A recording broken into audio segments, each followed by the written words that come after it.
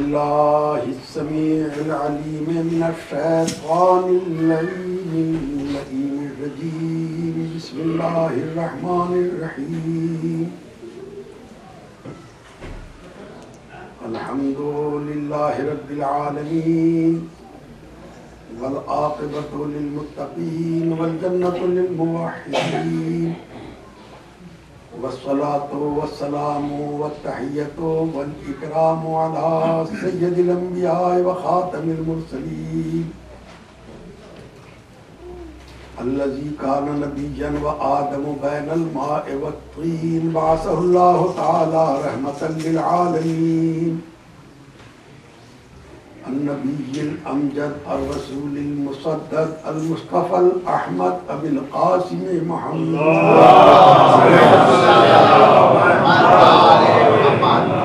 وأهل بيته الطيبين الطاهرين المعصومين المظلومين. أما بعد فقد قال الله سبحانه تبارك وتعالى في كتابه المبين وهو أصدق القائلين وقوله الحق. بسم الله الرحمن الرحيم.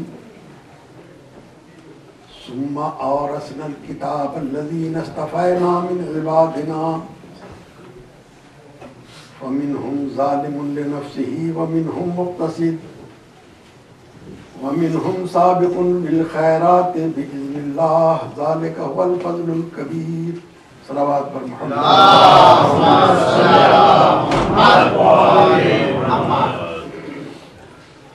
عزیزان محترم، سورہ فاتر کی یہ آیت میری اب تک کی گفتگو کا موضوع رہی ہے اور یہ بہرحال اس سلسلے کی آخری مجلس ہے. کل کا دن تو ظاہر ہے کہ صاحب یہ ہے کہ بس روتے رلاتے ہی کر جانا چاہیے. رب العزت کا ارشاد ہے کہ پھر ہم نے وارث بنایا ہے کتاب کا ان لوگوں کو کہ جنہیں ہم نے منتخب کیا ہے، چن لیا ہے. یہ ہمارے بندے جنہیں ہماری مخلوق ہے یہ تین طرح کی ہے. کچھ وہ ہیں کہ جو اپنے نفس پہ ظلم کرتے ہیں اور کچھ وہ ہیں کہ جو میں بہت ہی احتیاط کے ساتھ میں اس کا ترجمہ کرتا ہوں. کچھ وہ ہیں کہ جو نہ بہت اچھے ہیں نہ کچھ برے ہیں اور کچھ ایسے ہیں کہ جو نیکیوں کی طرف آگے بڑھنے والے ہیں. تو اس منزل پہ میں جو بھی میں نے جس پہلو کو نہیں پیش کر سکا تھا وہ یہ ہے کہ فَمِنْهُمْ ظَالِمٌ لِنَفْسِهِ. کچھ ہمارے بندے ایسے ہیں کہ جو اپنے نفسوں پہ ظلم کرتے ہیں. یہ لفظ ظلم ایسا لفظ ہے کہ آدمی تقریباً ہر شخص اس سے واقف ہے، ہر سماج اس سے واقف ہے، ہر سوسائٹی اس سے واقف ہے. اور لفظ ظلم یہ ہے کہ آدمی کسی دوسرے کا کیا ہوا ظلم خود پہ برداشت نہیں کرتا، چاہے وہ دفاع نہ کر سکتا ہو، لیکن بہرحال پسند نہیں ہے کہ کوئی اس کے اوپر ظلم کرے. چاہے کہ خود اپنے نفس پہ ظلم خود کرے انسان. تو مگر قرآن مجید میں بتایا کہ ان میں سے کچھ ایسے لوگ ہیں کہ جو نفسوں پہ ظلم کرتے ہیں، اپنے نفس پہ ظلم کرتے ہیں. تو یہ کیا چیز ہے؟ اس موجودہ دور میں تو بہت ہی ذرا دشوار ہو گیا ہے.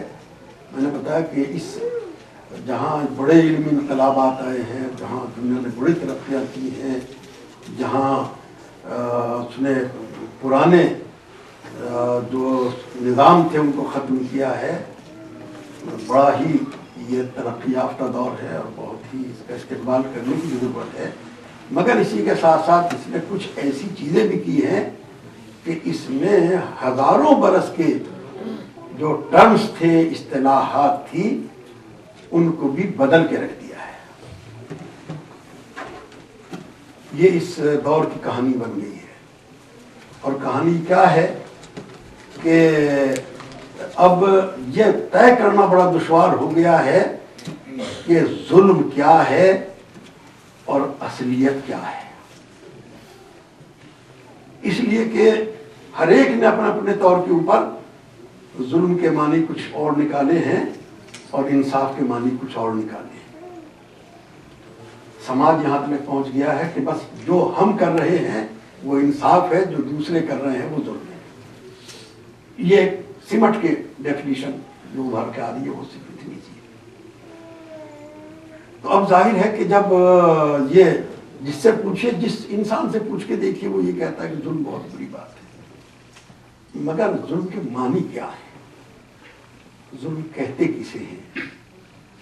تو ظلم کے جو معنی ہیں، جو صحیح معنی میں ہے، وہ ہے بھی اپنے طرح پہ ہمیشہ وہ ریلیونٹ رہیں گے۔ وہ یہ ہے کہ وضع الشیء خلاف محلہ، کسی بھی چیز کو اس کے جگہ کے خلاف رکھ دینے کا نام ظلم ہے۔ یہ اتنا نازک پہلو ہے اس کا، کسی چیز کو اس کی جگہ کے خلاف رکھ دینا یہ ظلم کہلاتا ہے۔ اور آپ ذرا ملاحظہ فرمائیں کہ جو میں نے عرض کیا تھا کہ جو ظالم لنفسہ ہی ہوتے ہیں، اپنے نفس پہ ظلم کرتے ہیں، انہیں یہ پتہ ہی نہیں ہوتا ہے کہ ہم اپنی طاقت کو کہاں استعمال کر رہے ہیں۔ اسی لیے ان کو تو اندازہ نہیں ہوتا، لیکن قرآن مجید کہتا ہے کہ تو نے اپنے نفس کے اوپر ظلم کر لیا ہے، تو نے اپنے نفس کے اوپر ظلم کر دیا ہے۔ یہی وہ موقع ہے، یعنی اب آپ یہ خیال فرمائیے کہ جب اس ظلم کو ہم تھوڑا ایکسپلین کرنے کی کوشش کرتے ہیں تو یہ بات سامنے آتی ہے کہ اگر مثال کے طور پہ آدمی کو اگر کہیں بولنا چاہیے تھا، وہ خاموش رہ گیا، تو یہ بھی ظلم ہے، اور جہاں خاموش رہنا چاہیے تھا وہاں بول گیا، یہ بھی ظلم ہے۔ صلوات بر محمد،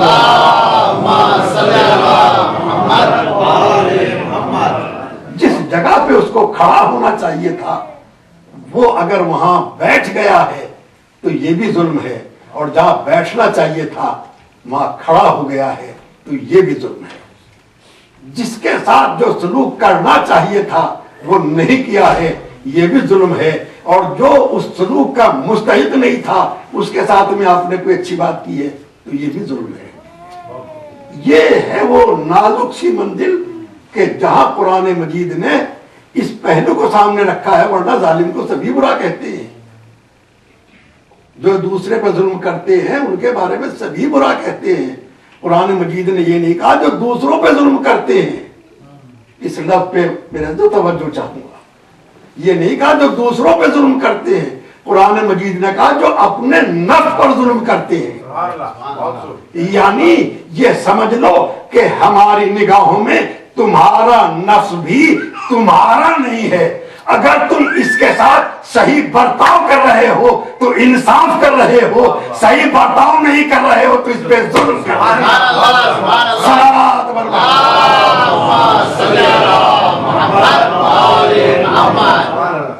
فمنہم ظالم لنفسہ، ان میں سے کچھ ایسے ہیں جو اپنے نفس کے اوپر ظلم کرتے ہیں۔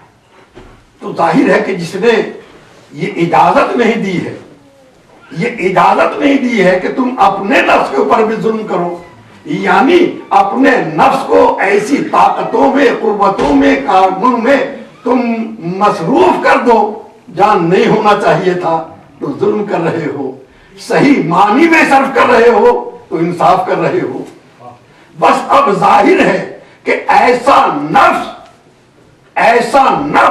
کہ جو صحیح جگہ کے اوپر اپنے کارناموں کو انجام دے دے، بس اس نفس کو پھر پروردگار اتنا مرتبہ دیتا ہے کہ خود اس کا خریدار بن جاتا ہے، پھر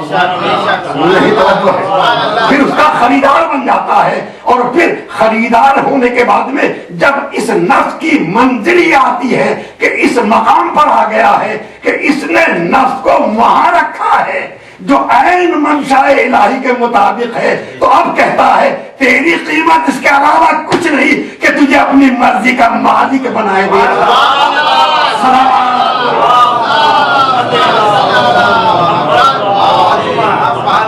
نعرے حیدری، نعرے صفدری، نعرے خیبری. تو یہ نفس ہے، ظالم لنفسی، اپنے نفس پہ ظلم کرتا ہے. یہ نفس ہے کیا؟ جو جہاں تک میرا قرآن مجید کا مطالعہ ساتھ دیتا ہے، اور میں ہمیشہ یہ کہتا ہوں کہ کبھی میرے لیے اصلاح کی گنجائش ہمیشہ ہے، اور میرا کوئی چھوٹا بچہ بھی اگر مجھے کہہ دے گا تو مجھے ماننے میں کوئی دشواری نہیں ہوگی. جہاں تک میرا مطالعہ ساتھ دیتا ہے وہ یہ ہے کہ قرآن مجید نے 3 طرح کے نفسوں کا ذکر کیا ہے. ایک نفس امارہ، ان النفس لامارۃ بالسوء، یہ نفس جو ہے یہ برائیوں کا حکم دیتا ہے، ایک منزل. دوسرے لا اقسم بالنفس اللوامہ، میں ملامت کرنے والے نفس کی قسم کھاتا ہوں. یہ ملامت کرنے والا نفس بھی جب تک زندہ ہے بڑی نعمت ہے، اس لیے کہ اندر ابھی کچھ نہ کچھ باقی ہے جو برائیوں پہ ٹوک رہا ہے، بہت بڑی نعمت ہے. مگر اس کے باوجود وہ یہ سب ان منزلوں سے گزر رہا ہے. پہلے نفس امارہ ہے، پھر اس کے بعد نفس لوامہ ہے، اور پھر آخر میں جو قرآن مجید ہی کی نگاہوں میں ہے، اسی کے الفاظ میں ہے، وہ ہے نفس مطمئنہ. نفس مطمئنہ. اور نہ اطمینان والا نفس کیا ہے، اس کی پہچان آسان نہیں ہے. بہت اطمینان سے ہے، بہت اطمینان سے بیٹھے ہیں یہاں، مجمع بہت اطمینان سے ہے. اطمینان کا اندازہ ہوتا ہے جب ایسی حالت ہو کہ جہاں اضطراب کے موقع زیادہ ہو، جہاں اضطراب کے موقع زیادہ ہو، وہاں پتہ چلتا ہے اطمینان کتنا ہے. عام حالات میں بڑے سکون سے جینا اطمینان کی علامت نہیں ہے. اس کا مطلب یہ کہ ابھی امتحان کی منزل ہی نہیں آئی ہے. جہاں اطمینان کا پتہ جب چلے گا، جتنے جتنے پریشان کرنے والے حالات ہو، پریشان کرنے والے جتنے جتنے حالات ہو، اسی قدر نفس کے اندر اطمینان پیدا ہوتا چلا جائے. اگر حالات معمولی سے بدلے ہیں، اس میں پریشان ہو گئے ہیں، تو اس کا مطلب یہ ہے کہ اطمینان ختم. جیسے جیسے اضطراب کی کیفیتیں پیدا ہو رہی ہوں ارد گرد، اس میں اطمینان پیدا ہوتا چلا جائے، بس یہی نفس مطمئنہ کی پہچان ہے. تو میرے عزیزوں، کیفیت کیا ہے، حالت کیا ہے، پریشانی کا زمانہ کیا ہے. اب آپ سوچئے کہ گھر ایک ہے، بستر کے نیچے سو رہا ہے، چادر اوڑھ کے سو رہا ہے، دشمنوں کا نرغہ ہے، مگر جاگنا اور بڑا کارنامہ ہوتا ایسے حالات میں نہیں. توجہ ہے، ایسے حالات میں جاگنا بھی بڑا کارنامہ ہوتا، لیکن ایسے سو جانا کہ کبھی زندگی میں نہ سویا. یہ اطمینان کی آخری منزل ہوتی ہے.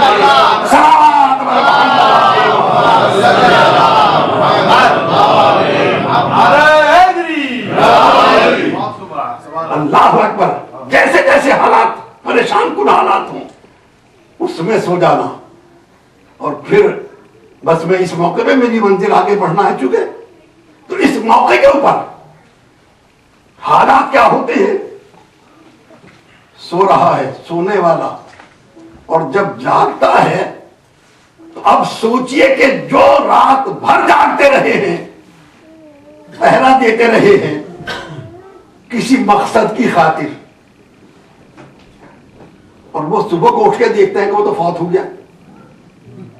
رات بھر سینکڑوں آدمی جس کے لیے پہرا دے رہے تھے کہ صبح کو اٹھ کے قتل کرنا ہے، اور صبح کو جب اٹھ کے دیکھتے ہیں کہ وہ تو شخص ہی نہیں جس کے لیے ہم یہاں اکٹھے ہوئے تھے.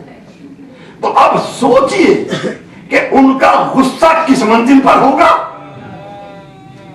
اور ان کی کیفیت کیا ہوگی، زبان کیا ہوگی، اور اکیلا ایک ہے، ایک سامنے سینکڑوں تلواریں ہاتھ میں، غصے کا عالم، حالات بالکل ساتھ نہیں دے رہے ہیں. وہ یہ پوچھتے ہیں کہ کہاں گئے وہ؟ ارے توجہ چاہیے، اینا محمد کہاں ہے؟ تو اب اس اطمینان کی منزل یہاں پر رکھنے کی ہے، اس لیے کہ حالات عجیب ہیں. اگر یہ کہتے کہ جانتا ہوں تو نبوت خطرے میں، یہ کہتے کہ نہیں جانتا امامت خطرے میں. اس لیے کہ دونوں کا تعلق صداقت سے ہے. تو نبوت فطرے کے اوپر یا نبوت خطرے میں یا امامت خطرے میں، اس منزل کے اوپر سکون و اطمینان کی کیفیت دیکھیے جو فقرہ زبان سے نکل رہا ہے. فرماتے کیا مجھے سونپ کر گئے تھے جو پوچھنے آئے ہو؟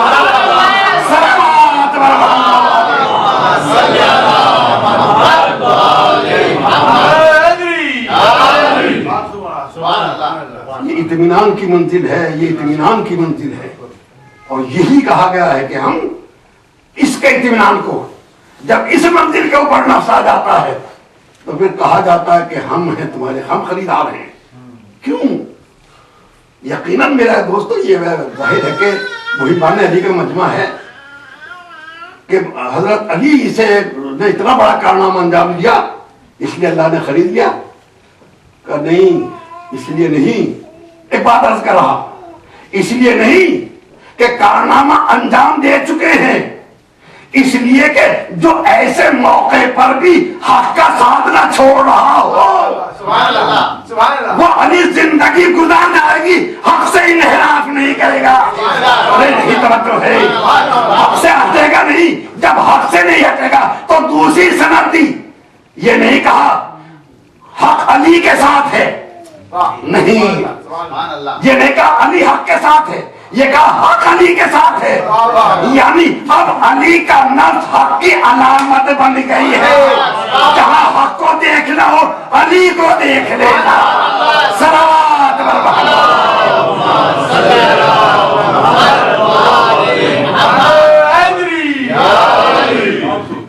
اللہ اکبر. اب جب یہ نفس ہے تو اب اس کی ظاہر ہے کہ اس کا اصول یہ ہے کہ وہ رکھتا نہیں ہے، وہ پروردگار اتنا قریب ہے. ارے جب ہم جیسے گنہگاروں کے اگر ذرا سی بھی سجدہ جھکا دیتے ہیں، سب جھکا دیتے ہیں تو وہ ہماری عبادتوں کا صلہ ضرور دیتا ہے. جس میں نہ کوئی خلوص ہے، میں اپنے بارے میں عرض کر رہا ہوں، کوئی برا ماننے کی بات نہیں، نہ خلوص ہے. اور پھر عجیب بات ہے کہ ہماری نمازوں کی کیفیت کیا ہوتی ہے کہ میں نے بتایا کہ کیوں اپنے پڑھنا سمجھے، میں اپنے کو کہہ رہا ہوں کہ تنہائی میں نماز پڑھ رہے ہیں تو جلدی جلدی، کیونکہ بستر پھر پکار رہا ہے. مجمع کے سامنے نماز پڑھ رہے ہیں تو بہت ٹھہر ٹھہر کے، تاکہ لوگوں کو اندازہ ہو جائے بڑا پرہیزگار ہے، بڑا متقی ہے نا. یہ ہوتا ہے کہ یہ نمازیں اور پھر روزے کی کیفیت اس میں تو بس حال اللہ ہی جانتا ہے. روزے کی کیفیت تو اللہ ہی جانتا ہے. اس لیے کہ یہ نماز پڑھتے تو کوئی دیکھ نہیں سکتا، روزہ رکھتے تو کوئی دیکھ نہیں سکتا. بس اس وقت تو صرف یہ ہے کہ تھوڑا سا چہرے کو پسمردہ بنا لیجیے، لگے کہ ہاں. اور کچھ لوگ اس سے بھی آگے بڑھتے ہیں اور بڑھنے کے بعد میں کہتے ہیں کہ بھائی افطار ہے آپ کا، تشریف لائیے گا. تو افطار کہا بھائی روزہ بھی رکھا تھا، نہیں وہ تو ڈاکٹر صاحب نے منع کر دیا، معاف کیجیے گا. اور ڈاکٹر صاحب نے کہا ہے کہ طبیعت ٹھیک نہیں ہے. کہا پھر افطار پہ کیوں آئے؟ کہا کہ بالکل ہی کافر ہو جاؤں. کچھ تو مجھے بھی ثواب کمانے دیجیے. تو ظاہر ہے کہ ہماری تو عبادتوں کی حالت یہ ہے جب وہ ہمارے اس ایسی ناقص عبادتوں کا صلہ دے دیتا ہے. اللہ اکبر. پھر ان کی عبادتوں کو کیسے رکھ سکتا ہے جن کے اوپر اس کے اعمال کے اوپر بھی ناز ہے، نیتوں پہ بھی ناز ہے، کارناموں پہ بھی ناز ہے. ان کے اعمال کو کیسے رکھ سکتا ہے؟ جب رکھا تو ایک مرتبہ سوچ کر آواز آئی، میرے بندے یہ نفس ایسی حالت میں، اس اضطراب کی حالت میں، ایسی پریشانی کی حالت میں تو نے نفس کا تیرے اطمینان پہ کوئی فرق نہیں آیا ہے، تو تجھے کیا ملنا چاہیے؟ بس اس نے اب اپنی کائنات پہ نگاہ ڈالی اور ڈالنے کے بعد میں ایک دفعہ سوچا کہ تجھے دودھ کو کیا چیز دی جائے. سوچا علم دے، آدم کو دے چکے، علم دے نوح کو دے چکے، خلت دے دے ابراہیم کو دے چکے، جلال دے موسیٰ کو دے چکے، زہد دے دے عیسیٰ کو دے چکے. کہا نہیں، یہ تو سب پہلو ہیں، یہ تو سب آسپیکٹس ہیں. ہم تجھ کو ایسی چیز دے رہے ہیں جو ان سب کا مرکز ہے، تجھے اپنی مرضی کا مالک بنائے دے رہے ہیں. اللہ اکبر، تجھے اپنی مرضی کا مالک بنائے دیتے ہیں. اور جب مالک بنایا ہے تو اب سوچئے، آدم کو علم ملا تھا اللہ کی مرضی سے، نوح کو علم ملا تھا اللہ کی مرضی سے، ابراہیم کو خلت ملی تھی اللہ کی مرضی سے، موسیٰ کو جلال ملا تھا اللہ کی مرضی سے، عیسیٰ کو زہد ملا تھا اللہ کی مرضی سے. مرضی آئی علی کے پاس، نہیں توجہ ہے، مرضی آئی علی کے پاس. اب تو پتا چلا اس مرضی سے کس کس کو کیا ملا تھا. وہ تیرے پاس ہے. اب تیرے پاس آدم کا علم بھی ہوگا، نوح کا علم بھی ہوگا، ابراہیم کی خلت بھی ہوگی، موسیٰ کا جلال بھی ہوگا، عیسیٰ کا زہد بھی ہوگا. جسے ان انبیاء کو تمام صفات کے جلووں کے ساتھ دیکھنا ہو، علی کے چہرے پہ دیکھ لے، ہر ایک پہلو نظر آ جائے گا. صلوات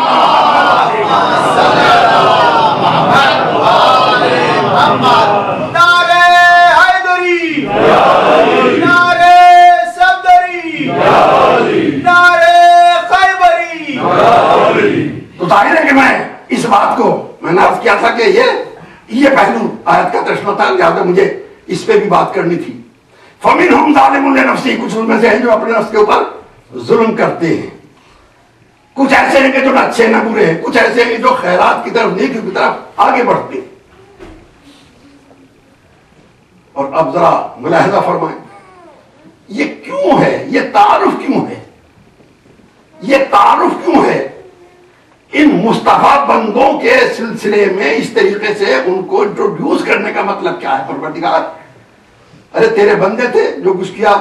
کہا نہیں، ہمارے بندے تھے اسی لیے نہیں پیش کر رہے تمہارے سامنے کہ ہم اپنے بندوں کو بتانا چاہتے ہیں، اس لیے بتا رہے ہیں کہ تم ان سے کسب فیض کرتے رہنا.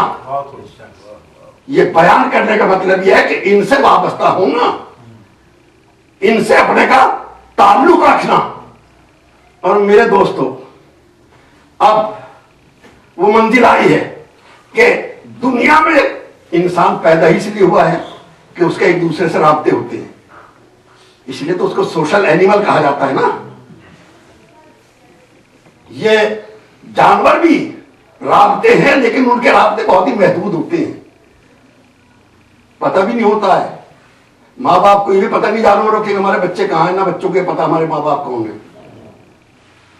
خدا کرے ایسا وقت انسان پہ کبھی نہ آئے کہ ویسے رفتہ رفتہ قدم بڑھا رہی ہے یہ معاشرہ اسی طرف کہ بہت بڑا تیر مارا ہے کہ صاحب ایک دن اس نے فادرز ڈے منا لیا، ایک دن مدرس ڈے منا لیا. یہ ظاہر ہے کہ اس میں سے اس نے وقت نکالا تو ہے، خدا کرے ایسا وقت کبھی نہ ہے کہ یہ دن بھی نہ رہے. تو یہ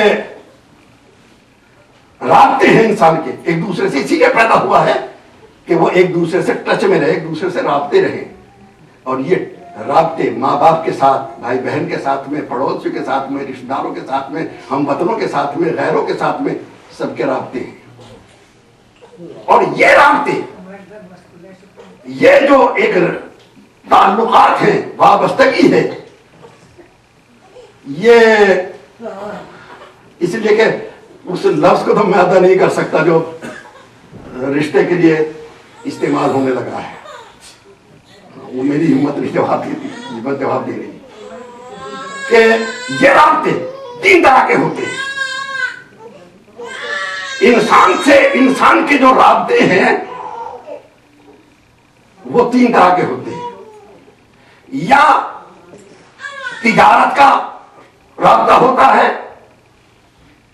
یا سیاست کا رابطہ ہوتا ہے, یا محبت کا ہوتا ہے. اور فرمائیے, یا تجارت ہوتی ہے, یا سیاست ہوتی ہے, یا محبت ہوتی ہے. یہ تجارت آپ وہ بندیوں والی تجارت نہ سمجھیں, میرا ان سے کوئی دشمنی نہیں ہے.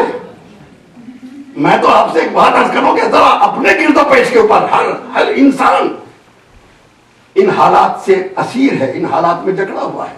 یہ حالات اس کے سامنے. یہ تجارت کا راستہ, پہلی منزل کیا ہے؟ تجارت کا تعلق. یہ تجارت کیا ہے؟ یعنی جتنا دینا اتنا لینا. کہ صاحب وہ 10 کلو آٹا دے دیجئے, کہا اتنے پیسے. آپ نے پیسے دیے, اس نے آٹا دے دیا مثلا. اللہ اکبر. یہ ہے تجارت کا عنوان, جتنا دینا اتنا لینا. یہ الگ بات ہے کہ اب انسان کے ذہن نے اتنی ترقی کی ہے کہ وہ یہاں تک نوبت آ گئی ہے کہ پیسے پورے لو, سامان کم دو.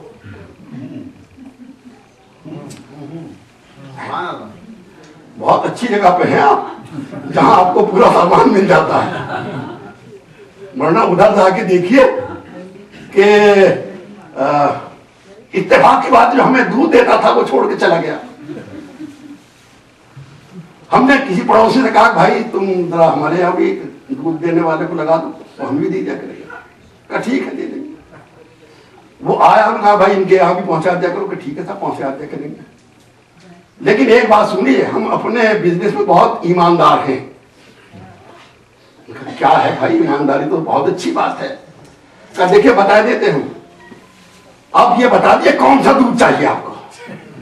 میں نے کہا بھائی اس کا مطلب کیا ہے؟ وہ دودھ چاہیے. کہاں وہ دودھ تو وہی ملے گا, بھینس کا ہی, مگر ہم آپ کو بتا دیتے ایک ملے گا 50 روپے کلو, ایک ملے گا 40 روپے کلو, ایک ملے گا 30 روپے کلو. ہم نے کہا یہ کیا ہے؟ دودھ ہی تو ہے, وہی تو کہہ رہا ہے دودھ وہی ہے. کہا دیکھیں 50 وہ ہوگا جو بالکل دودھ ہوگا. کہا پھر 40 کیا ہوگا؟ کہا 40 وہ ہوگا کہ دودھ میں پانی ہوگا, اور 30 کا پانی میں دودھ ہوگا. اب آپ کی دیکھیں, ہم بہت آنےسٹ آدمی ہیں, ہم بالکل صحیح بات بتا رہے ہیں, آپ جیسا کہیں ویسے مل جائے. تو ظاہر ہے کہ تجارت نے یہاں تک پہنچایا.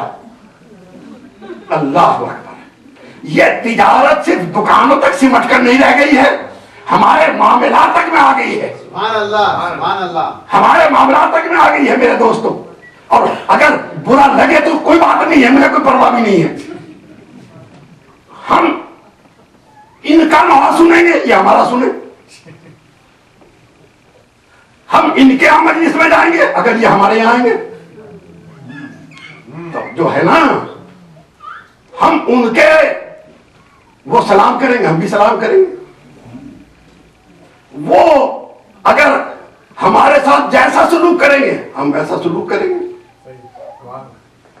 ہے نا. وہ اگر اس نے ہمارے یہاں بچی کی شادی میں تحفہ دیا ہے تو ڈائری میں لکھ لیا ہے اتنا انہوں نے دیا تھا, یاد رکھنا. بچوں کو بھی سونپ کر گئے ہیں کہ انہوں نے اس موقع پہ اتنے ہمارا یہ دیا تھا, مطلب یعنی اتنا ہی دینا ہے نا. یہ ہمارے تجارت کا عنوان بن گئے ہیں ہمارے رابطے. اللہ اکبر. یہ تجارت کا عنوان ہمارے رابطے بن گئے ہیں. اسلام نے بدلے کو نہیں کہا ہے, اسلام نے حق کو کہا ہے. نہیں توجہ ہے. وہ یہ نہیں کہتا کہ تم وہ سلوک کرنا جو تمہارے ساتھ سلوک کیا ہے, وہ یہ کہتا ہے تم وہ کرنا جو اس کا حق ہے. صلوات محمد.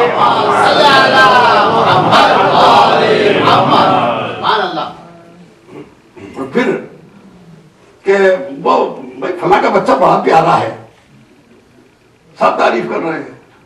ہم سے بھی کہا کہ ارے کرتا ہوں, ہمیں تو سلام کرتا نہیں, ہمیں تو سلام بھی نہیں کرتا. اب ظاہر ہے کہ ہم ابتدا یہاں سے ہوتی ہے ہمارے رابطوں کی، 2 لفظ سلام کے، 2 لفظ، مگر اس میں بھی ہمارا نفس اتنا آڑے آ جاتا ہے کہ ہم اس کو کریں گے جو ہمیں کرے، ہم اس کو نہیں کریں گے۔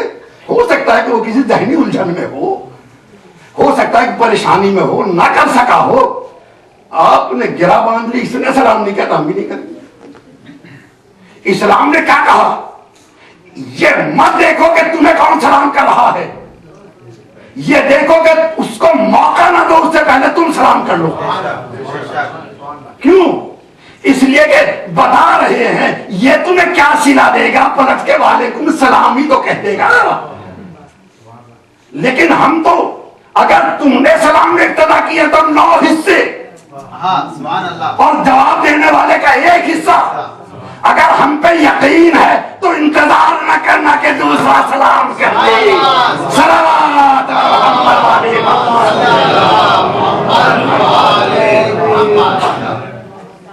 اس کا انتظار نہ کرنا۔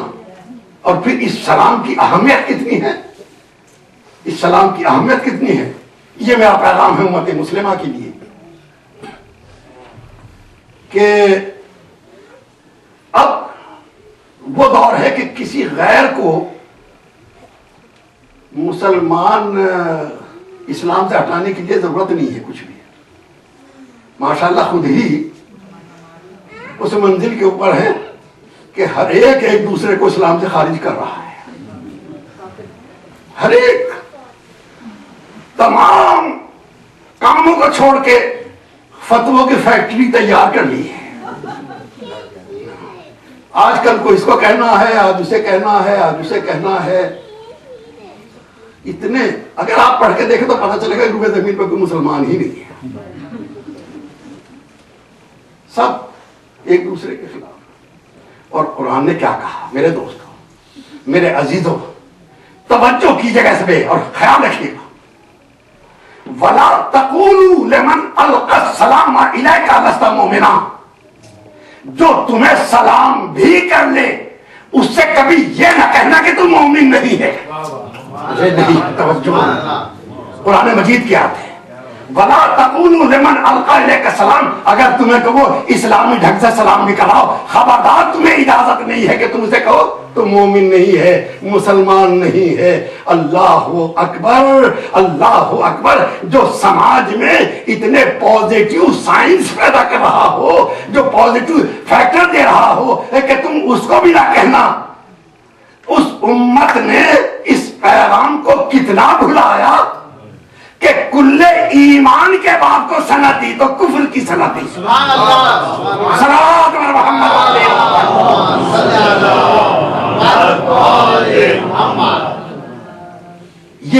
یہ پہلو ہے، یہ تجارت کا مسئلہ ہے۔ تو ہمارے زیادہ تر رابطے تجارت کے اوپر ہیں، اور وہی میں نے کہا کہ کوشش یہ ہوتی ہے کہ کچھ نہ کچھ اس میں سے کٹوتی کر لی جائے، پورا حق نہ دیا جائے۔ ہمارے آپس کے رابطے بھی یہی ہیں۔ دوسرا پہلو جو اب اور ماشاءاللہ ذرا زیادہ چل رہا ہے وہ ہے سیاست کا پہلو۔ سیاست کا پہلو کیا ہے؟ تجارت یہ ہے کہ جتنا دینا اتنا لینا، سیاست یہ ہے لینا زیادہ دینا کم۔ یہ سیاست کی بنیاد ہے، جڑ ہے۔ بلکہ کوشش ہو تو بالکل نہ دیا جائے، زیادہ زیادہ لے لیا جائے، کچھ نہ دیا جائے، یہ سیاست ہے۔ الفاظ کے تیر چلا کے لوگوں سے ان کے ووٹ لے کے جب پہنچ جاتا ہے تو اس کے بعد میں جب کہا جاتا ہے بھائی آپ نے یہ وعدہ کیا تھا، کہ سیاست کے وعدے، یعنی خود سیاست داں فرماتے ہیں کہ بھائی سیاست میں کئی وعدے پورے کرنے کے لیے تھوڑے ہوتے ہیں، یہاں تو ظاہر ہے کہ بھائی جیسے حالات ہیں اس میں ویسا ہی کہ اچھا تم نے تو بہت کچھ، ایک چیز سیاست نے اور سکھا دی ہے، بڑی ہی کام کی چیز دنیا کے لحاظ سے۔ ایسے ایسے واقعات ہیں ہندوستانی پارلیمنٹ کی جب آپ روداد پڑھیں گے تو ابھی اخبار میں آیا تھا کہ دنیا کا وہ واحد ادارہ ہے پارلیمنٹ کہ جہاں ایک دوسرے پہ کرسیاں چلانے کی اجازت ہے. پارلیمنٹ کے لوگ ایک دوسرے کے اوپر کرسیاں پھینک پھینک کے مارتے ہیں. جی انڈیا میں یہ خدا کرے کہیں اور نہ ہو، یہ وہاں کی کیفیت ہے. اور اب نوبت کیا آ رہی ہے کہ بار بار اس کا نو کانفیڈنس موشن آتے ہیں کہ اس حکومت پہ ہمیں اعتبار نہیں ہے. اب کوشش یہ ہوتی ہے کہ جو رولنگ پارٹی ہے وہ اپنے ساتھی تلاش کرتی ہے، جو اپوزیشن پارٹی ہے وہ اپنے ساتھی تلاش کرتی ہے. ایک ساتھ بیٹھے ہوئے تھے، وہ جب وہ وقت آیا کہ ووٹنگ کا مسئلہ آ گیا وہ اتفاق سے سو رہے تھے. تو جب ووٹ کے لیے ہاتھ اٹھانے لگے تو سو رہے تھے، لہٰذا ان کو پتہ نہ چل سکا. برابر میں بیٹھنے والے نے اشارہ کیا، بھائی کا کیا بات ہے؟ کا ہاتھ اٹھا دے. کا کس بات پہ؟ کہا بس یہ نہ دے کہ اچھا ہے کہ برا، یہ دے کہ اپنی پارٹی کا مسئلہ ہے. بس یعنی اب اس کا مسئلہ ہی نہیں ہے کہ اچھا کیا ہے برا کیا ہے. جو ہمارے ساتھ ہے نوبت یہ آ گئی ہے کہ اگر کوئی چھوڑ کے اپنے یہاں سے چلا گیا ہے کہ ہم نے نکال دیا، جو وہاں سے چھوڑ کے چلا گیا کہ ہماری اس نے حقیقت کو پہچان لیا ہے، اعتراف کرتے ہوئے آ گیا. اب تو سیاست نے مسئلہ ہی بدل دیا ہے. بس میرے دوستو ایک فقرہ کہہ کے آگے بڑھ رہا ہوں، میری منزل یہ بھی نہیں ہے، آگے مجھے بڑھنا ہے. سیاست کی سب سے چھوٹی ڈیفینیشن کیا ہے، پہچان کیا ہے، جو پتہ نہیں کس نے سوچ سمجھ کے وضع کی ہے، اور مجھے اتفاق ہے کہ کامیاب سیاست دان وہ ہے جو گنجے کو کنگھی بیچ دے.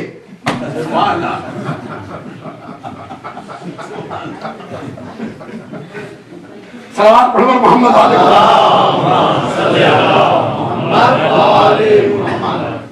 کامیاب سیاست دان وہ ہے کہ جو گنجے کو کنگھی بیچتے. اللہ اکبر. یہ ہے سیاست. یہ تین پہلو میں نے پیش کیے. رابطے کیا ہیں؟ یا تجارت کا ہے، یا سیاست کا ہے، اور یا محبت کا ہے. تجارت یہ ہے جتنا دینا اتنا لینا، بس چلے تو ڈنڈی مار دینا. سیاست یہ ہے کہ لینا زیادہ سے زیادہ، دینا کچھ نہیں. محبت یہ ہے دینا سب کچھ، لینا کچھ نہیں. دینا سب کچھ، لینا کچھ نہیں. یہ محبت ہے. اور میرے عزیزو، اسلام نہ دین تجارت ہے نہ دین سیاست ہے، اسلام دین محبت ہے. اسلام دین محبت ہے. اسی لیے پیغمبر اکرم سے خطاب ہو رہا ہے. پیغمبر اکرم سے جو خطاب ہو رہا ہے تو ارشاد کیا ہوتا ہے؟ وہاں جو رشتے کی پہچان بتائی گئی ہے، رشتے کو اجاگر کیا گیا ہے، نہ تجارت کے ذریعے نہ سیاست کے ذریعے، بلکہ وہاں کہا یہ جا رہا ہے، ارشاد ہوتا ہے فَبِمَا رَحْمَةٍ مِّنَ اللَّهِ لِنْتَ لَهُمْ لَوْ كُنْتَ فَظًّا غَلِيظَ الْقَلْبِ لَانفَضُّوا مِنْ حَوْلِكَ. اے میرے پیغمبر، اللہ کے فضل و کرم سے آپ ان کے لیے بڑے نرم گوشے رکھتے ہیں. اگر آپ کہیں سخت ہوتے تو یہ آپ کے پاس سے اٹھ کھڑے ہو گئے ہوتے، چلے گئے ہوتے. اور پھر اس کے بعد میں ارشاد یہ ہوتا ہے قُلْ إِن كُنتُمْ تُحِبُّونَ اللَّهَ فَاتَّبِعُونِی. اگر تمہیں اللہ سے محبت ہے تو رسول سے پیروی کرو. یہاں محبت کے رشتے ہیں، اور یہ محبت ہی کا رشتہ تھا کہ جس کی وجہ سے تخلیق کائنات ہوئی ہے. یہ محبت ہی کا رشتہ تھا. اسی لیے تو کہا تھا كُنْتُ كَنْزًا مَخْفِيًّا فَأَحْبَبْتُ أَنْ أُعْرَفَ فَخَلَقْتُ الْخَلْقَ. میں چھپا ہوا خزانہ تھا، مجھے محبت پیدا ہوئی کہ میری معرفت ہو، میں نے کائنات کو پیدا کر دیا. یہ محبت کے نتیجے میں، نقطہ محبت کے نتیجے میں کائنات کا وجود ہوا ہے. اور یہ محبت کیا چیز ہے، یہ محبت کیا چیز ہے میرے عزیزو. یہ جتنی جتنی مضبوط ہوتی چلی جاتی ہے، جتنا جتنا رشتہ استوار ہوتا چلا جاتا ہے، اتنا ہی انسان میں لینے کی تمنا مٹتی چلی جاتی ہے، دینے کا جذبہ پیدا ہوتا چلا جاتا ہے. سبحان اللہ، سبحان اللہ. دینے کا جذبہ پیدا ہوتا چلا جاتا ہے. اور اس محبت کو پرکھنا ہو, شاید اس کا ہم صحیح طریقے سے اس کی انتہاؤں تک نہ پہنچ سکتے, صحیح تعارف نہ کرائے ہوتے اگر اللہ نے ماں کو پیدا نہ کیا ہوتا.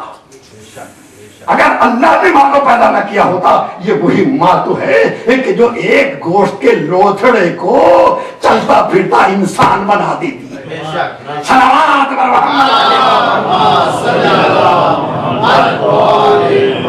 یہ وہی تو ہے کہ جس کو کبھی بھی کوئی لینے کی تمنا نہیں ہوتی. اسی لیے ایک مرتبہ حضور سرور کائنات سے ایک صحابی نے آنے کے بعد میں پوچھا, یا نبی اللہ, میرے ماں باپ معذور ہیں, چل نہیں سکتے, پھر نہیں سکتے, کھا نہیں سکتے, میں ہر وقت ان کی خدمت میں رہتا ہوں اور اس کی وجہ سے میں بہت سے فرائض بھی نہیں ادا کر پاتا ہوں, اس لیے کہ ایسا نہ ہو کہ ماں باپ کو کوئی ضرورت پیش آ جائے اور میں پوری نہ کر سکوں. تو ایک مرتبہ فرماتے ہیں, بس تم ماں باپ کی خدمت کرنا یہ جہاد سے بھی بڑھ کے جہاد ہے, یہ جہاد سے بھی بڑھ کے جہاد ہے. حضور سرور کائنات فرماتے ہیں, اور اس کے بعد میں وہ کہتا ہے چلتے چلتے کہا مولا اطمینان ہو گیا ہے, میں ماں باپ کی خدمت کر رہا ہوں, مگر یہ تو بتا دیجئے کہ اتنی اس کے باوجود کھا نہیں سکتے, پی نہیں سکتے, اپنے ہاتھ سے نوالے کھلاتا ہوں, پانی پلاتا ہوں, ہر طرح کی خدمت کرتا ہوں, جو بھی ضرورت ہوتی ہے پوری کرتا ہوں, یہ بتائیے کہ کیا میں نے حق ادا کر دیا ماں باپ کا؟ بس یہ سنا تھا. فرماتے نہیں, کام یا نبی اللہ میں نے یہ کر رہا ہوں, یہ کر رہا ہوں, یہ کر رہا ہوں. انہوں نے بھی تو میرے ساتھ یہ کیا تھا, تو کیا میں نے حق کا ادا کر دیا؟ کہا نہیں, حق ادا نہیں ہوا ہے. کہا پھر؟ کہا کبھی ہو ہی نہیں سکتا. کہا کیسے؟ کہا اس لیے تو جو کچھ بھی ان کے ساتھ سلوک کر رہا ہے وہ فرض سمجھ کے کر رہا ہے. ماں باپ نے جو کچھ بھی کیا تھا فرض کی بنا پر نہیں, محبت کی بنا پہ کیا. صلوات بر محمد.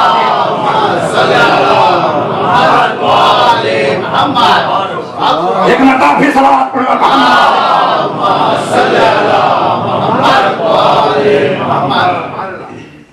محبت کی بنا پہ کیا تھا, تو کیا فرض ادا کرے؟ اللہ اکبر.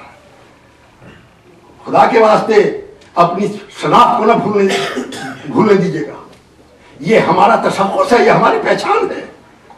اس لیے کہ نہ جانے لوگ تو کیا کیا سلوک کرتے ہیں, مگر یہاں منزل وہ تلک آتی ہے کہ جب پوچھا جا رہا ہے کہ میں ماں باپ کے لیے کیا کروں, کہا ماں کی قبر پہ جا کے دوڑ کر نماز پڑھ لینا. یہ محبت کا انداز ہے, یہ محبت کا سلوک ہے. اور یہ عزیزان محترم, جیسے جیسے ہر چیز سمٹ جاتی ہے, ہر چیز سمٹے گی. تجارت ایک مرحلے پہ آ کے حدیں آ جاتی ہیں, ہمیں ضرورت نہیں ہے, ہم نہیں لے رہے سامان. سیاست اور سمٹتی ہے, کیونکہ اب ماشاءاللہ ایک دوسرے کو خوب سمجھنے لگے ہیں. من خوب می شناسن پیران پار سارا, اب ایک دوسرے کو خوب سمجھنے لگے. اب ضرورتن ہی وہ بھی تجارت ہی کے خانے میں آ گئی ہے کہ ہمیں ان سے کیا فائدہ پہنچے گا اور ہم انہیں کیا دیں گے. ایک ایسی چیز ہے محبت کہ جتنی پھیلتی چلی جاتی ہے اتنی ہی اس کی طاقت بڑھتی چلی جاتی ہے. اسی لیے اقبال نے کہا تھا, یقین محکم عمل بہم محبت فاتح ہے. محبت فاتح ہے. محبت وہ ہے کہ جو دنیا کو فتح کرتی ہے, محبت وہ ہے جو دنیا کو فتح کرتی ہے. اسی لیے کسی مولانا روم مشہور شاعر ہیں, بہت بڑے شاعر ہیں, دنیا ریسرچ کر رہی ہے ان کے اوپر, فرماتے ہیں دل بدست آور کہ حج اکبر است. دل بدست, دل کو ہاتھ میں لیجئے, دلوں کو اپنے اس میں لیجئے. حج اکبر ہے, حج اکبر ہے. اگر آپ نے کسی کا دل دکھایا ہے تو پھر وہ عبادتیں اس منزل کے اوپر نہیں ہے. دل بدست آور کے حج اکبر است. دلوں کو ہاتھ میں لیجئے. اور جب میرے دوستو دل جب ہاتھ میں آتے ہیں, تجارت کے ذریعے دل ہاتھ میں نہیں آتا ہے, محبت کے ذریعے دل ہاتھ میں آتا ہے. اور محبت کی پہچان یہ ہے کہ ان سے توقع نہ رکھیے، آپ جو کر سکتے ہیں وہ کیجیے۔ محبت قربانی چاہتی ہے، محبت جب ہی پیدا ہوتی ہے جب قربانی ہوتی ہے، اور قربانی کا مطلب کیا ہے؟ لینے کا جذبہ نہیں، دینے کا جذبہ۔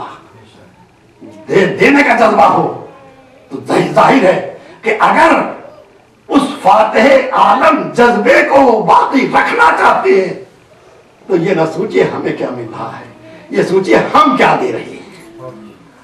یہ دن برس رہا کہ حج اکبر۔ اور ہاں دوستو، یہ محبت ہوتی کس سے ہے؟ محبت کس سے ہوتی ہے؟ تو میں عرض کر دوں کہ محبت یا خود سے ہوتی ہے، یا اپنی چیز سے ہوتی ہے، یا جس چیز سے فائدہ پہنچتا ہے اس سے ہوتی ہے۔ ظاہر ہے کہ ذرا سا کان میں تکلیف ہوئی، ڈاکٹر صاحب کے پاس پہنچے، یہ محبت ہے جو لے جا رہی ہے۔ ذرا سی گھر میں کوئی کمی محسوس ہوئی، فوراً اس آدمی کے پاس پہنچے کہ جو اس کو درست کر دے۔ استاد سے محبت اس لیے ہوتی ہے کہ اس سے فائدہ پہنچا ہے۔ مدتوں ہو گئی کبھی پڑھا تھا، مگر آخر وقت تک استاد سے قدر کرنے والے قدر کرتے ہیں، ہمارا استاد تھا۔ اللہ اکبر۔ ان رشتوں نے آج استاد اور شاگرد کے تعلق کو بھی تجارت بنا دیا ہے۔ کہتے اس کو وہ تنخواہ ملتی جس کا احسان کیا ہے؟ یہ پہلو نہیں، پہلو یہ ہے۔ اور سب سے آخر میں جو محبت ہوتی ہے وہ صاحب کمال سے ہوتی ہے۔ وہ صاحب کمال نہ اپنا ہے نہ کچھ فائدہ پہنچ رہا ہے، مگر صاحب کمال ہے۔ اور اس کا اگر آپ کو نمونہ دیکھنا ہو تو آپ کو اندازہ ہو جائے گا، ایک مکان جس کو خوبصورتی کے ساتھ میں نظر آ رہا ہے، آپ اس کے نمونے لا لا کے گھروں میں سجا کے رکھتے ہیں، نہ وہ آپ کا ہے نہ فائدہ پہنچا رہا ہے، مگر چونکہ کمال کی عمارت ہے اس لیے محبت سے گھر میں لے کے آئے۔ یہ ہے محبت کا تقاضا۔ اور جب محبت کا تقاضا یہ ہے تو پھر جہاں جہاں کمال پایا جاتا ہے وہاں وہاں محبت پائی جاتی ہے۔ میرے عزیزو، ہم تو یہ جانتے ہیں کہ ہمارے سامنے اگر کوئی بھی بچہ ایسا آ گیا ہے کہ جو بڑا ہونہار ہے، خوش اخلاق ہے، خوش اتوار ہے، خوش سیرت ہے، خوبصورت ہے، ادب کے ساتھ میں مل رہا ہے، ادب کے ساتھ میں پیش آ رہا ہے، ادب کے ساتھ سلام کر رہا ہے، پھر دیکھنے والا یہ نہیں دیکھتا کس کا ہے، توجہ ہے آپ کی، پھر دیکھنے والا یہ نہیں دیکھتا یہ کہ پلٹ کے کہتا ہے بڑا پیارا بچہ ہے، بڑا پیارا بچہ ہے۔ یہ الفاظ بتا رہے ہیں کہ اس کے حسن کمال نے انسان کے اندر محبت کا جذبہ پیدا کر دیا ہے، اور جب جذبہ پیدا کر دیا ہے تو پھر میرے عزیزو کمال جتنا بڑھتا چلا جائے گا اتنی محبت ہوتی چلی جائے گی، اور جو کمال کے اوپر فائز ہوں پھر ان سے محبت کرنا فطرت کا مطالبہ ہے۔ ایسی ہستیوں سے محبت نہ کرنا انسان کے بیمار ذہن ہونے کی علامت ہے۔ سبحان اللہ۔ اگر ذہن صحیح ہے تو پھر صاحب کمال سے محبت سے کوئی روک نہیں سکتا۔ صلوات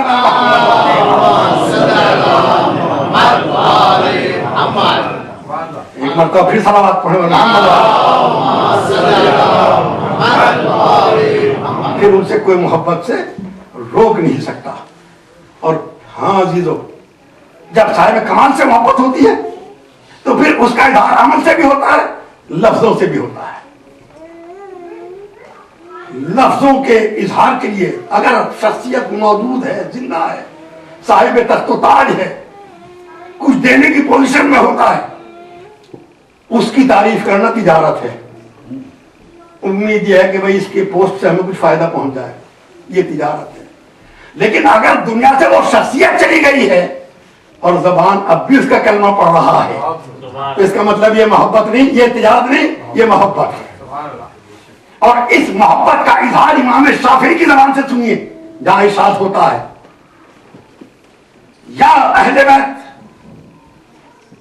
یا اہل بیت نبوہ، اے نبی کے اہل بیت، اللہ اکبر، کفاکم من عظیم القدر انکم، یہ تمہاری عظمت کے لیے اتنا بہت کافی ہے کہتے نا، من لم یصلی علیکم لا صلاۃ لہ، جو تم پہ درود نہ بھیجا اس کی نماز ہی نہیں ہے. سبحان اللہ سبحان اللہ. جو تم پہ درود نہ بھیجتا اس کی نماز ہی نہیں ہے. اس لیے کہ ارشاد ہوتا ہے کہ قرآن مجید میں اللہ نے فرض من اللہ ہے، اللہ نے واجب قرار دی ہے، انزلہ فی القرآن انزلہ، قرآن مجید میں اس کو نازل کیا گیا ہے. اگلا شعر ملاحظہ فرماتے ہیں ان کانا رفدن حب آل محمد فلیشہد الثقلین انی رافض. اگر اہل بیت کی محبت کا نام ہی رافضی ہونا ہے تو یہ دونوں جہان کو گواہ بنا رہا ہوں کہ میں رافضی ہوں. سبحان اللہ سبحان اللہ. صلوات پڑھی بر محمد.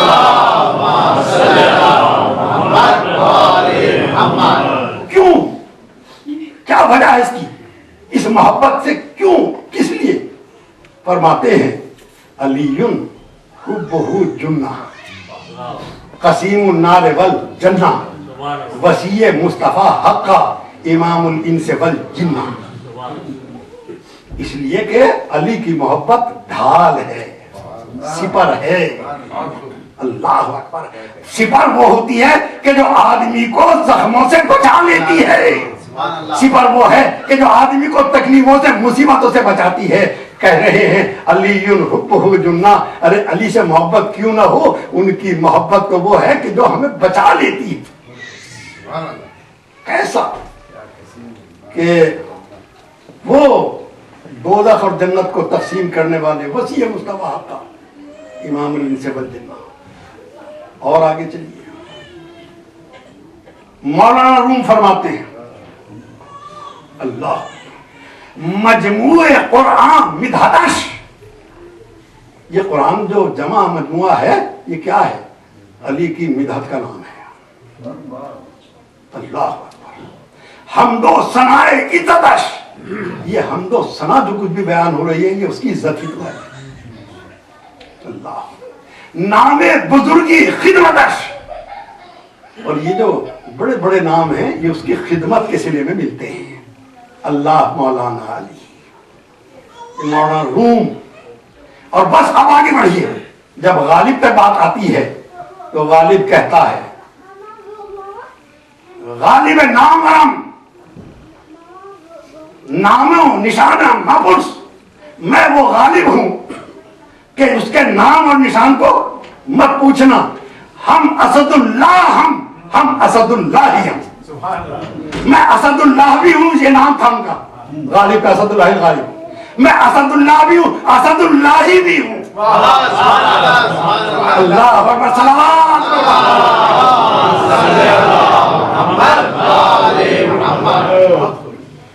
اور بس آتے آتے اب میرے سامنے آ رہے ہیں علامہ اقبال فرماتے ہیں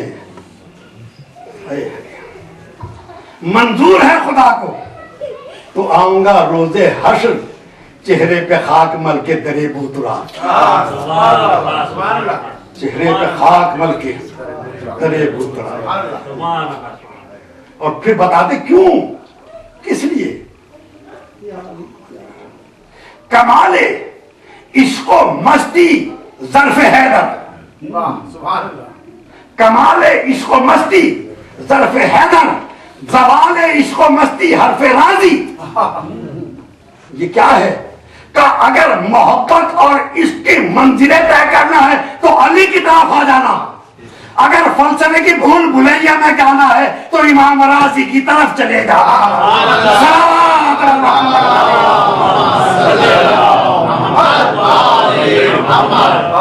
اللہ اکبر. صلوات پڑھے اور محمد آگے.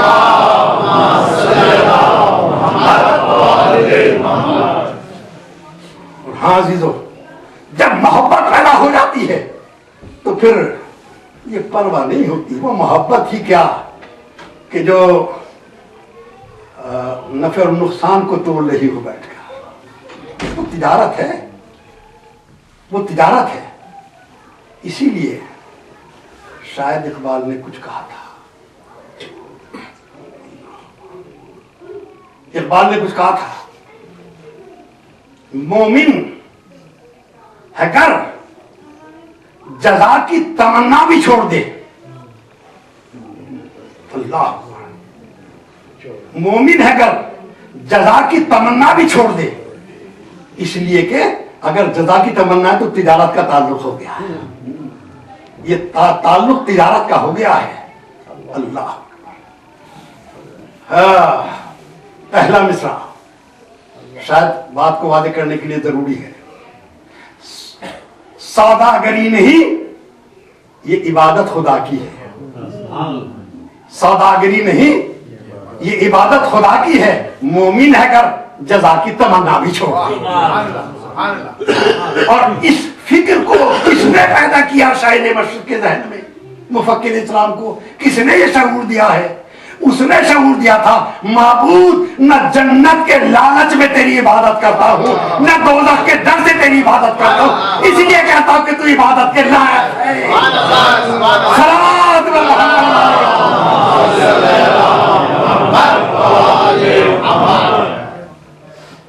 اللہ۔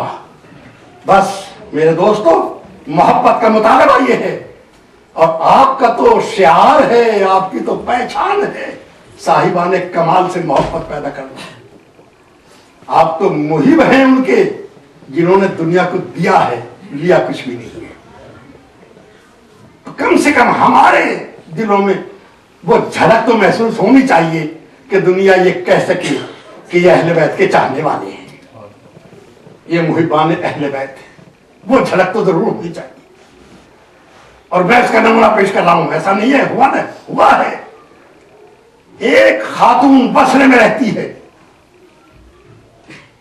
سودا نام ہے، ہمدان قبیلے سے تعلق رکھتی ہے، بصرے میں مقیم ہے۔ معاویہ کے دور حکومت ہے، اور جو بصرے میں معاویہ کی طرف سے عامل مقرر کر کے گیا ہے، حاکم مقرر ہو کے گیا ہے، اس نے ٹیکسز بڑھا دیے، ظلم شروع کر دیا، سہولتیں ختم ہونے لگی، لوگ پریشان ہو گئے، عاجز ہو گئے، اور عاجز ہونے کے بعد میں ایک مرتبہ اس کو بھی پتہ چلا، کہا میں شام جا رہی ہوں، دمشق پہنچی، سودہ ہمدانیہ دمشق پہنچی، پہنچنے کے بعد ظاہر ہے دمشق میں آئی ہے، تخت حکومت میں آئی ہے، پائے تخت میں آئی ہے، جیسے ہی محل کے نزدیک پہنچی ہے، اسے بھی اندازہ ہے، لوگوں نے روکنا شروع کیا، کون ہے، کہاں جا رہی ہے، جو عام دستور ہے۔ کہا مجھے ملنا ہے تمہارے امیر سے۔ کہا ایسے نہیں مل سکتی، ہم کیسے تمہیں جانے دیں، کیا معلوم تو کون ہو کون نہیں ہو۔ کہا جا کے یہ بتا دینا کہ میرا نام بتا دینا، سودہ ہمدانی آئی ہے، تم سے ملنا چاہتی ہے، تم نہیں مجھے جانتے، تمہارا امیر خود جانتا ہے۔ بس یہ سننا تھا، ظاہر ہے کہ اتنے کانفیڈنس کے ساتھ میں یہ بات آ رہی ہے، تو اس نے جا کے کہہ دیا کہ ایک خاتون آئی ہے، وہ ملنا چاہتی ہے، سودا نام ہے، سودہ ہمدانیہ۔ کہا اچھا اس کو بلا لو۔ اب ظاہر ہے کہ ہر ایک کے ذہن کے اندر یہ جستجو ہے کہ یہ کون خاتون ہے کہ جو اس نے کہا، اور انہوں نے بلا لیا،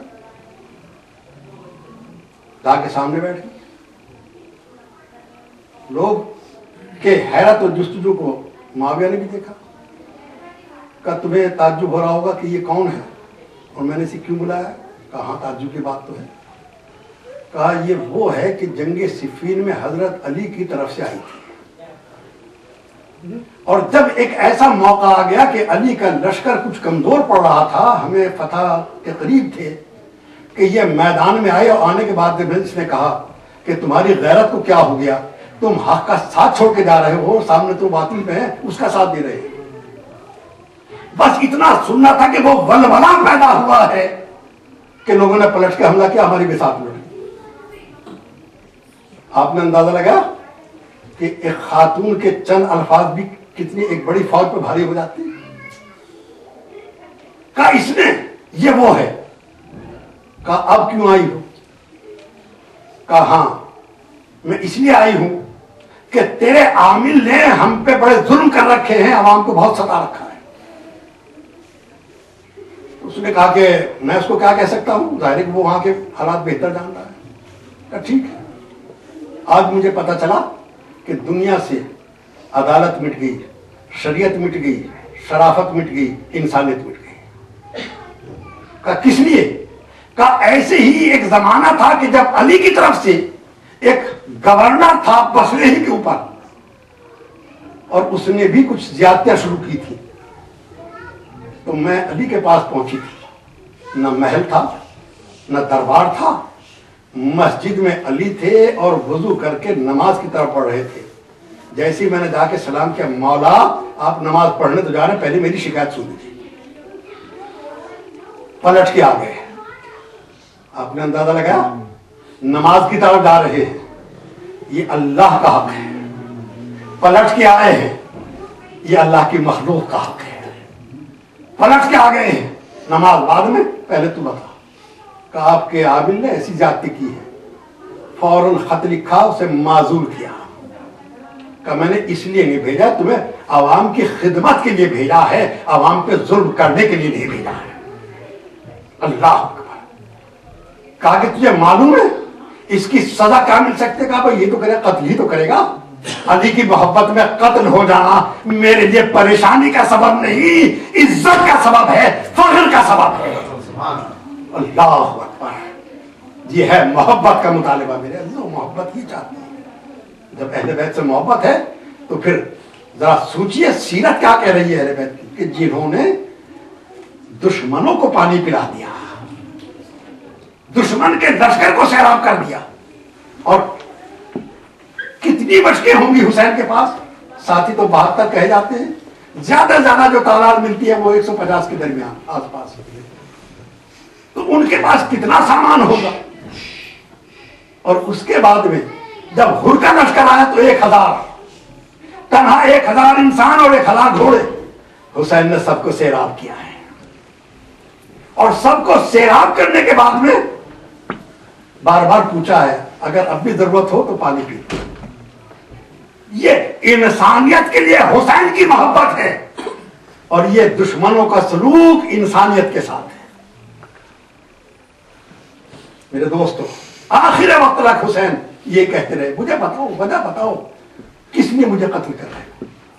मैंने क्या किसी का हक छीना है? मैंने क्या किसी को सताया है? कोई जवाब नहीं। अल्लाह अल्लाह। हाँ, इतना तो मुझे भी अंदाजा है कि अगर वो पानी बच गया होता तो हुसैन के बच्चे इतनी जल्दी प्यासे ना हो गए होते, इतनी जल्दी प्यास ना हो गई। और फिर उस प्यास का सबसे बड़ा नमूना सामने आया है जब 6 महीने की जान अली असगर को लेकर हुसैन मैदान में आए। मैदान में कमसिन बच्चा 6 महीने की जान है, और मैं इस 6 महीने की जान को जब पूरे पसमंजर के साथ देखता हूं तो अजीब नजर आता है।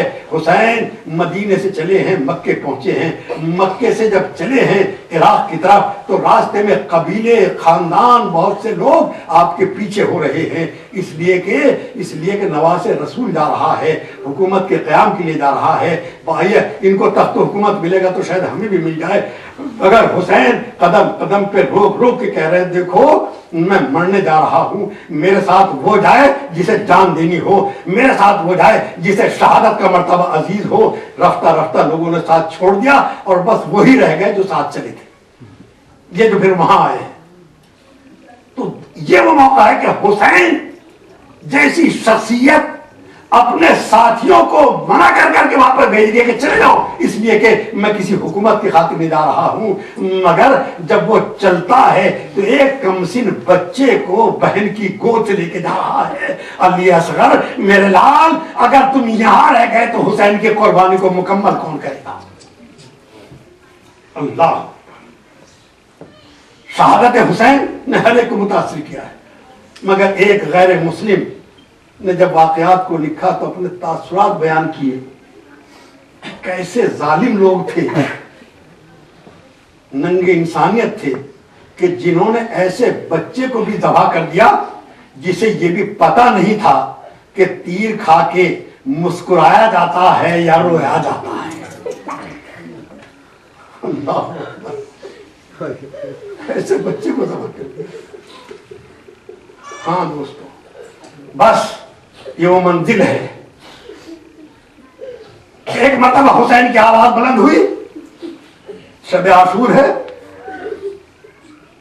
اور سیدہ کا رومال آپ کے آنسوؤں کا منتظر ہے، دکھیاری ماں ہے،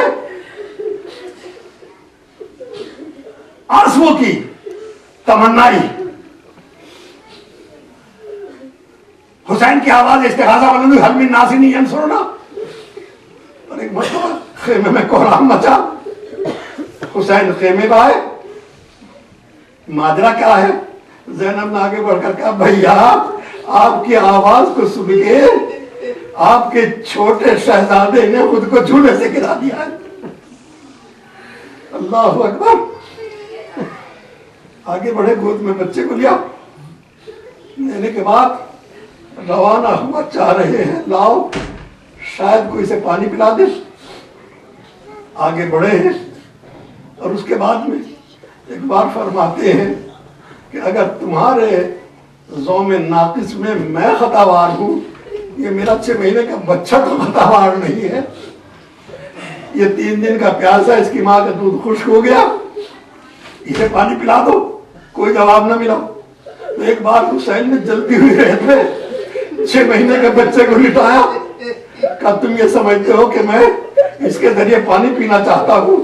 تو کوئی تم میں صاحب اولاد ہو تو اسے پانی پلا دے۔ جلدی ہوئے پہ ننھا سا شیر خار لیٹا ہوا، مگر کوئی جواب نہ ملا۔ بس اتنا سننا تھا، حسین نے روتے ہوئے بچے کو گود سے لگا لیا، میرے لال میرے لال۔ اب باپ کیا کرے، اتنا سننا تھا۔ فرماتے ہیں علی اصغر تم بھی تو حجت خدا کے پسر ہو، میرے لال اپنی پیاس کا یقین دلا دو۔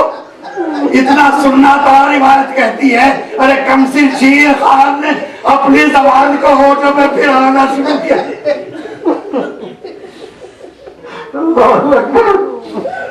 بس اس منظر کو دیکھنا تھا، لوگوں کے آنکھوں میں آنسو آ گئے، ہمارے سامنے حکم دیا اتنا کلام الحسین، حسین کے کلام کو قطع کر دے۔ اے میرے دوستو، غضب ہو گیا، 3 بال کا تیر، 6 مہینے کی گردن، حسین کے ہاتھوں پہ علی اصغر تیر چلا، بچے کی گردن کو پار کرتا ہوا حسین کے بازوؤں میں درایا۔ اللہ اکبر۔ حسین نے ایک مرتبہ آسمان کو دیکھا، تیر نکالنا چاہا، گردن سے تیر نکالنا چاہ رہے ہیں، بچہ تڑپ کے چھاتی سے لگ جاتا ہے۔ ایک بار فرماتے ہیں میرے لال اگر اسی طرح تڑپے تو باپ سے تیر نہیں نکل پائے گا۔ شاید یہ کہہ کے نجف کا رخ کیا یا علی، شاید باپ کو پکارا ہو، دنیا کی مشکلوں میں مدد کرنے والے حسین کے ہاتھ میں بے شیر کا لاشا ہے، تیر نکالنا ہے، کم سن بچہ ضعیف باپ۔ اللہ اکبر، یہ کہہ کے تیر کھینچ تو لیا، مگر علی اصغر نے باپ کو دیکھا، آنکھیں بند کر لی۔ شاید کہو بابا آپ کو پریشان تو نہیں کیا؟ اللہ اللہ، ایسا کبھی منظر نہ ہوا تھا جو علی اصغر کی شہادت کے بعد ہوا۔ حسین نے بچے کو گلے سے لگا، گودی سے لے کر چلے، مگر کبھی آگے بڑھتے ہیں، کبھی پیچھے ہٹتے ہیں، زبان سے فقرہ ہے انا للہ و انا الیہ راجعون۔ ارے 7 مرتبہ پیچھے ہٹے، 7 مرتبہ آگے بڑھے، مولا یہ ایسا تو منظر کبھی نہ ہوا تھا کہ کہا ہر ایک اجازت لے کے آیا تھا۔ ارے میرا لال تو ماں سے پانی لینے کے واسطے آیا ہے۔ اللہ اکبر۔ جیسے ہی 7 مرتبہ آگے بڑھے، ایک بار خیمے کے دروازے پر آئے، آنے کے بعد آواز دی رباب اپنی امانت کو لے لو۔ یہ آواز رباب سے پہلے سکینہ کے کانوں میں پہنچ گئی، سمجھی بابا بھائی کو پانی پلا کے لے آئے ہیں۔ جیسے ہی نزدیک آئی، آنے کے بعد شکایت کی بابا ارے آپ علی اصغر کو پانی پلا رہے، بیٹی پیاسی رہ گئی۔ یہ سننا تھا، حسین نے ابا کا دامن ہٹا دیا، دیکھ لے سکینہ۔ اللہ اکبر۔ रबाब आई, गर्दने बेशीर को लुढ़कते हुए देखा। एक बार कहती है हम इस लोग का यूनान, मेरे लाल मुझे पता ना था तेरे जैसे बच्चों को भी नहर किया जाता है।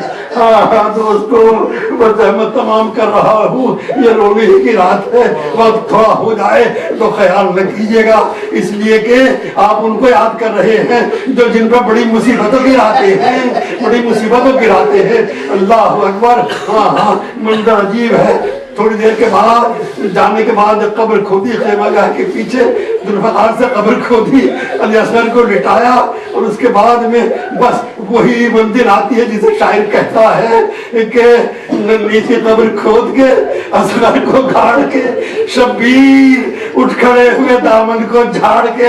हाँ हाँ दोस्तों, बस मैं जहमत तमाम कर रहा हूँ, बस एक बात सुन लीजिए। अल्लाह अकबर। ये काफिला चला गया, शाम पहुंचा। शाम में पहुंचने के बाद सकीना दम तोड़ गई और उसके बाद में जब लौट के करबला आया है तो चंद दिनों के बाद में एक मरतबा वो मंजिल आई, सैयद सज्जाद ने जाकर काफिले वालों से तैयारी का हुक्म दिया और जैसे ही सब तैयार हो गए तो एक मरतबा ज़ैनब ने कहा सब नजर आ रहे हैं, रबाब नजर नहीं आ रही है।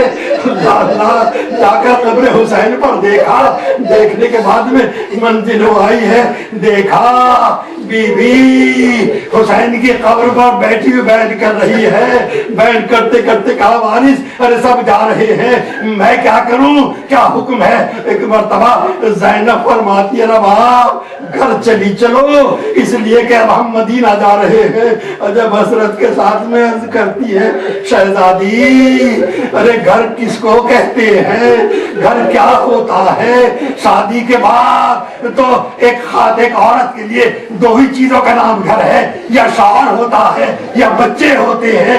ए बीबी अरे मेरा घर कहाँ, शौहर करबला में सो गया, सकीना जिंदाने शाम में सो गई, मेरा असगर तीर खा के करबला में लेटा है। ए बीबी कहाँ जाए रबाब।